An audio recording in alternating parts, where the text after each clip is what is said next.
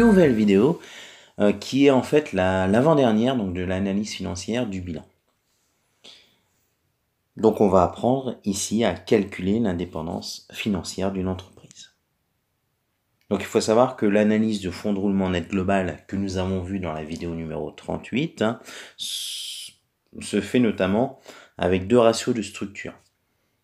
Alors, ce sont des ratios qui vont permettre de mieux comprendre et surtout d'analyser le fonds de roulement net global. Alors, si le fonds de roulement net global ne vous dit absolument rien, donc je vous invite à aller voir ma vidéo numéro 38. Et vous revenez ensuite voir cette vidéo. Donc pour les autres, il n'y a pas de souci, vous pourrez suivre sans aucun problème puisque cette vidéo est très courte et elle utilise en plus des calculs très simples. Donc l'indépendance financière, donc ici, donc il faut bien comprendre que c'est un indicateur, un ratio en fait qui va nous expliquer en fait comment l'entreprise ou à quel point l'entreprise est dépendante de ses banques au niveau financier, au niveau de ses ressources financières. Donc en gros, on va voir le poids de ses dettes vis-à-vis de la banque par rapport à ses ressources propres. Donc le calcul est le suivant, on va prendre donc en numérateur les dettes financières plus les concours bancaires courants plus les soldes courants bancaires, à savoir donc les découverts donc, et les emprunts.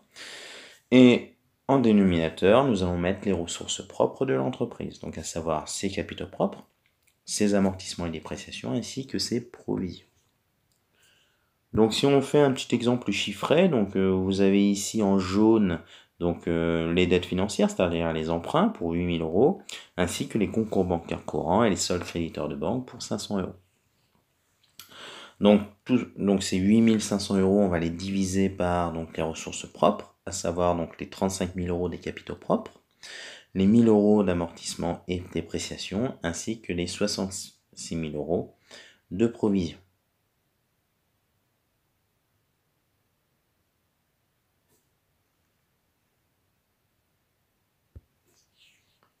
Donc ce qui fait une indépendance financière pour cette entreprise donc de 0,0833, donc soit 8,33%. Alors qu'est-ce que cela signifie? Donc cela signifie tout simplement que les dettes financières de l'entreprise atteignent 8,33% de ses ressources propres. Donc elles représentent ce pourcentage. Alors ce qui est très bien en fait, parce qu'il faut savoir qu'une indépendance financière doit être toujours inférieure à 100%. C'est-à-dire que les banques estiment que l'entreprise est saine financièrement seulement si ses emprunts ne dépassent pas 100% de ses ressources propres. Donc au-delà de ce seuil de 100%, en gros, la banque ne prêterait plus à la banque. Voilà, donc j'espère que cette très courte vidéo vous a plu, elle est plus courte que d'habitude.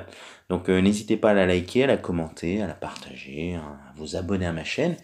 Et bien entendu, à activer la petite cloche, mais je suis sûr que c'est déjà fait, pour pouvoir donc avoir mes vidéos suivantes. Donc je vous souhaite une agréable fin de journée, et puis je vous dis à très vite pour la prochaine vidéo.